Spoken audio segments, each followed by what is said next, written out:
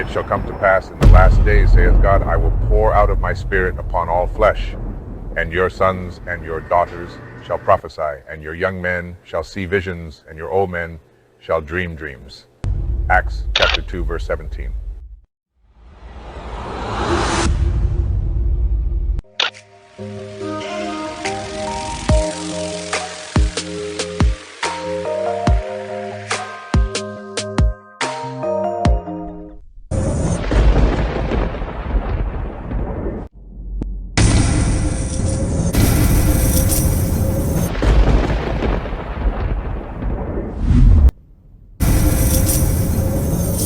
Hey, welcome to my channel, Real Talk with your girl, Lady D. Guys, look, I'm going to continue with what I had started with. This right here is going to be part 2 of Abby and myself, where we was breaking down scriptures where even a child can understand. And also part 1, guys, if you haven't checked that out, make sure you go ahead and watch. The title is Unmasking Generational Curses. You are not what you have been told. So he that have an ear, let him hear what the Spirit of the Lord is saying. So make sure you go ahead and hit like, comment, and share these videos for more unapologetic content.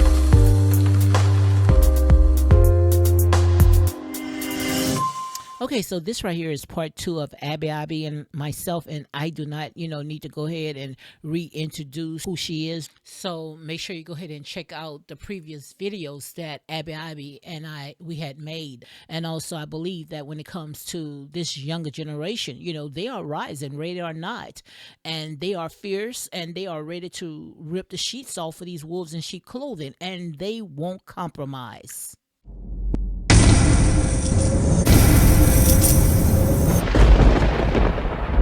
So again, he that have an ear, let him hear what the Spirit of the Lord is saying.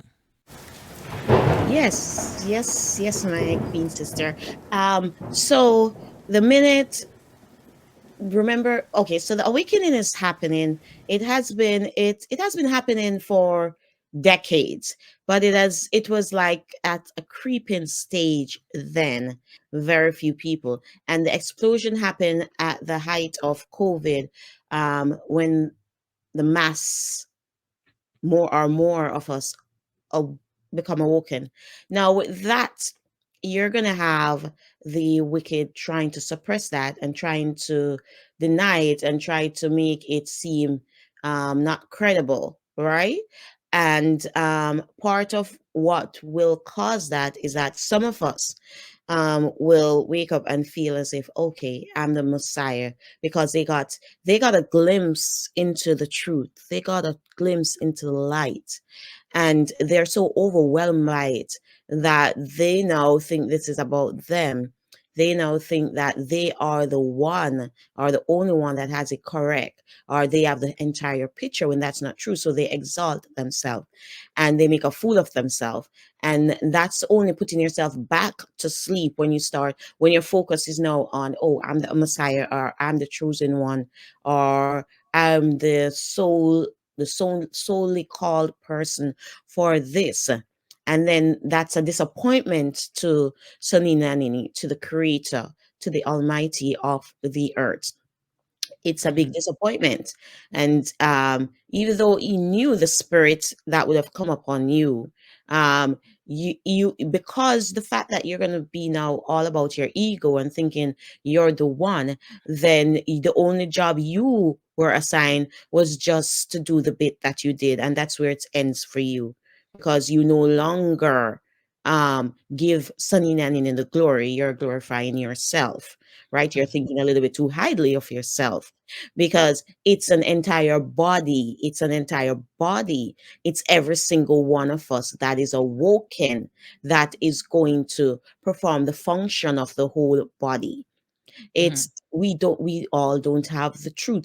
I do not have the 100% truth that was hidden, right, out there. Some of us may have a little more than the other, but no one has the whole truth, and everyone is called to do a small part of that truth. So, and you will know them by their works. You will know Absolutely. them. You will know them by what they say, what they confirm, and how they carry themselves, which is why the elder that I listen to on YouTube is different. He has never claimed to be a Messiah or claimed to be anyone in terms of that type of leader or called in that way to be anything ahead of anyone. The only thing he knows for a fact that he was called for is to wake persons up to who the true creator is, where the Holy Land is, and who the true people are. And that is what he does. And he does it perfectly. And he does it without flaw. And there is no error in him doing that, because he doesn't take away the glory from Sanini Nanini, from the creator, because he knows it has nothing to do with him. He knows he is a vessel, and that is how humble we have to be as individual to know that I wouldn't have been awoken today if it wasn't the creator that saw me worthy as one of his children to be awoken to the truth. And I wasn't awoken to identify, even though I knew it in my spirit, because it doesn't matter who has what bit of truth out there. I feel it in my spirit and I connect with it. I was the one called to identify the true holy land, the true holy people, and the true name of the creator. He was, right? And Mhm. then from him, other persons were awoken. Not saying there wasn't someone before him, but whoever may have known before him did was either suppressed, didn't get the opportunity. So Sonny and you will always be called in person. But when we get to the place where we think that we are the Messiah or we are the one called Mhm. above others, then that just prove that you are not the Messiah. That's the first thing. The fact that you say it, the fact that you think it, the fact that you feel it, the fact that you act like it simply means you are not. And you're just an open vessel for the wicked to use for their evil deeds. And you're gonna make the focus be on you and glorify yourself. Because if you were the Messiah, this is the key thing. If you are the Messiah, or if you are the one called, or if you had all the truth, then we would have been restored in our original state. We wouldn't have any issues in the world. The earth would have been cleansed and cured. That is what judgment is about. That is what the Armageddon will be about. The minute the Mm. Messiah set foot on this physical plane, all hell is going to break loose, Oh, right? absolutely. What we are living Absolutely. what we're living in is the end time, the time that is leading up. What you're experiencing is your daughters and sons will be prophesying, right? And Absolutely. that is the time we're living in. We have not approached the time where the Messiah is here as yet, right? Mhm. If he is even walking here on this earth, which I doubt he is, he's not going to be down here just um relaxing and waiting. He's going to come forth when it is time for the judgment, when it is time for that major war against good and evil, right? So, Absolutely. right. So there is no one right now that is the Messiah. It doesn't matter who you are, who you claim to be, right? You are just an agent. You can claim to be a John the Baptist. That's all any of us can claim to be, is to claim to be one of the John the Baptists who is paving the way for the Messiah. You are Wow. nothing more than that. When the And Messiah come, all things will be restored. There will be it's going to be a earth-wide war, and it's not going to be a war of nations against nations, right? That is what is going to happen now. That's what we're going to live through now. But the war that is coming will be a spiritual war. We're going to be seeing things that's going to shake us to our core, that we're going to be so terrified. Persons are going to be running into cave, hiding, trying to find death, and it will not find them. We're going to be seeing these demons, these nothing's going to be hidden anymore. You're going to be seeing angels, you're going to see demons, you're going to see things fighting in plain daylight. It's going to be like a horror movie. And that is when the Messiah is going to be here. He's not going to be here, and he's not going to be on any YouTube. He's not going to be on any TikTok. When he speaks, the entire earth is going to be here, and he doesn't need any social media to spread any word.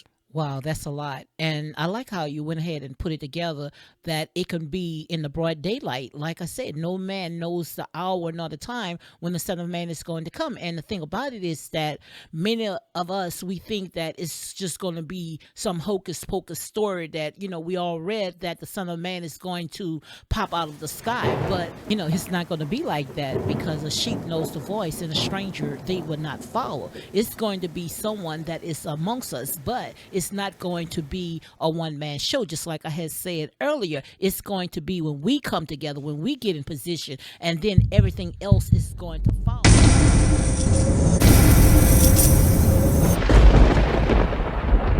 And not only that, that's Bible prophecy. That's a scripture where it says, people going to be about their normal day, some getting married, it's just going to just be a beautiful day out there working, doing that normal thing. And suddenly all hell is going to break out.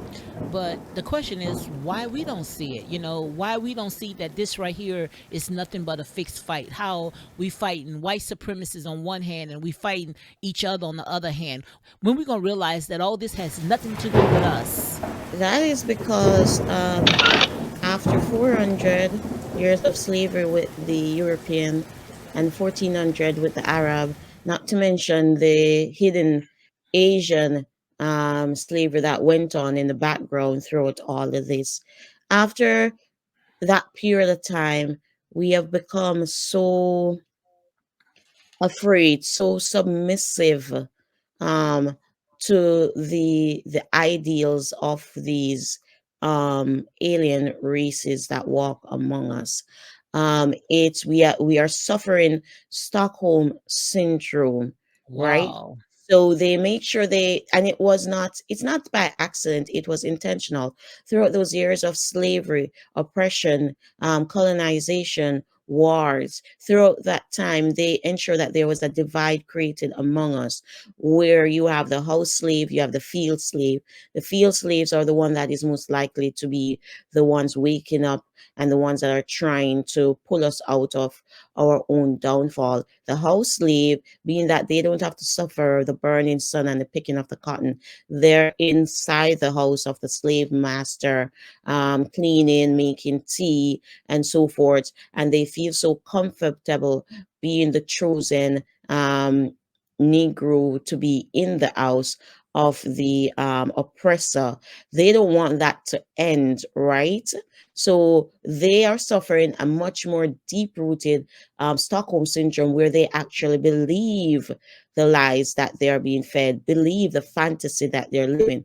So anything that threatens that, they're going to tear it down. So now our oppressors, our slave masters, the aliens that are walking among us, no longer have to even break a sweat or worry about the things Yes. that we do in uprising. They know the lap dogs, the house slave, the little pets that they have among us that looks like us, act like us, and share the same DNA as us will do the job without even being asked. And that is what we are experiencing today with the great divide and the disagreement and the arguments. So now they don't call us racist anymore. Our own call us racist, right? Wow. Absolutely, absolutely. I just hope that all this right here, it doesn't go over you guys' head because this is information that is much needed to know that when it comes to our people, that we are suffering. We are. So let's continue talking about this Stockholm syndrome because that's exactly where we are, Abby. Yes. So it's very simple. It's easy for us to explain to someone that okay, this young lady was kidnapped, locked in a basement for 20 years. He raped her, he do her all type of things, and now that she's rescued, she still feel attached to him. She may claim she love him. She may not want him to go to prison or anything of the sort. It's the very same. It's easy to for persons to see that, comprehend that, and feel for a victim of that sort. But the minute you turn around and apply that to our situation, they say no, it's a lie, that is not true, because because they are in it, they're living it, they're suffering the disease, they're the victim of it. They can't see it, right? Because if they did see it, then they would not have this um, emotion of feeling connected to their oppressor. And I don't know why we feel that after thousands of years of abuse, colonization, that Stockholm syndrome would not be the default state that we're in at this. So, not to cut you off, but what you're saying is that we don't realize what we're doing. That's what you saying. Right. We don't realize what we're doing. It's just like someone being kidnapped and grow attached to their kidnapper, and they're crying for their release, or they're claiming that they didn't hurt them and that they love them and that they did it for them and they were good to them. It's the very same thing that we are doing. We're suffering it. You can't go to that victim and say, you're ill, you're suffering from Stockholm syndrome while you're acting like this. They won't see it because to them, their emotions are true, their feelings are real, the experience they have wasn't completely abuse around the clock. The person manipulated them. They were good to them. They fed them. They clothed them. If they were a if they behaved well, then they were given freedom to roam throughout the house. Whatever. It's the same thing like us. We are given civil rights. Right? We don't even have human rights to this day. What we have is civil rights according to the Fourth Amendment.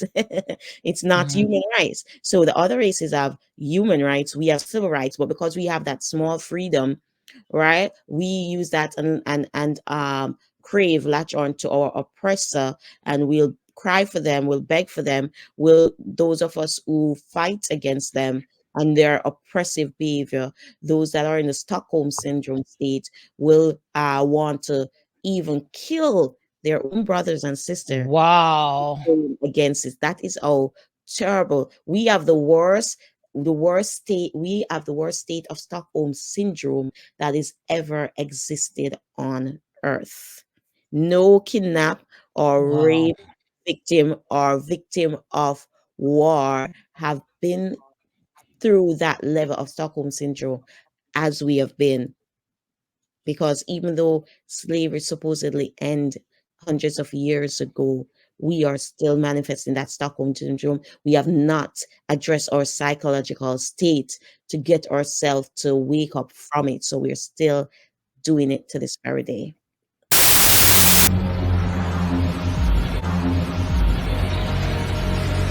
Going to destroy it.